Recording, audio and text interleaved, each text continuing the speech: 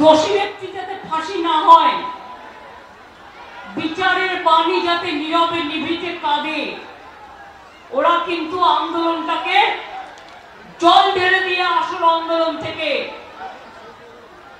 চক্রান্তের খেলায় নেমেছে, বাংলাকে বদনাম করার খেলায় নেমেছে। আমি তাদের ধিক্কার জানাই।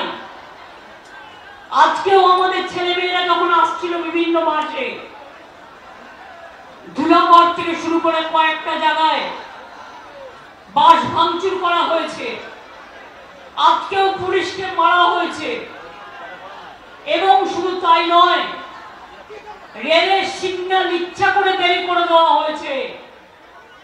কারণ এখানে রেল বলুন, সিবিআই বলুন, ইডি বলুন, ইনসাফ বলুন, সবকিছু বিজেপি করে, বিজেপি চালায়।